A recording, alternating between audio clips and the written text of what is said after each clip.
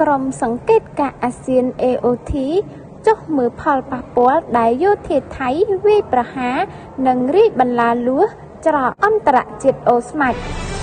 អភិបាលខេត្តឧត្តរមានជ័យលោកមានច័ន្ទយ៉ាដានៅថ្ងៃប្រហ័សទី8 ខែមករានេះបានដឹងថាក្រុមការងារ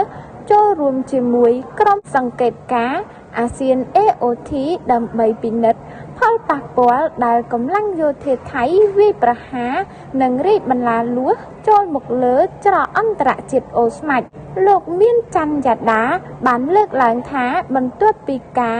រំលោភបំពានយ៉ាងធ្ងន់ធ្ងរពីកងកម្លាំងយោធាថៃដែលបានប្រើប្រាស់អាវុធធុនធ្ងន់ផ្លោងចូលមកក្នុងភូមិសាស្ត្រទឹកដីកម្ពុជាដែលបន្តឲ្យមានការខូចខាតហេដ្ឋារចនាសម្ព័ន្ធក៏ដូចជាផ្ទះសម្បែងនិងទ្រព្យសម្បត្តិប្រជាពលរដ្ឋយ៉ាង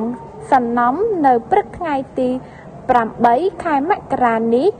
លោកបានដឹកនាំក្រុមការងារចូលរួមជាមួយក្រុមAOT ដើម្បីពិនិត្យផលប៉ះពាល់ដែលទាហានថៃវាយប្រហារមកលើច្រកអន្តរជាតិអូស្មាច់សង្កាត់អូស្មាច់ក្រុងសំរោងខេត្តឧត្តរមានជ័យ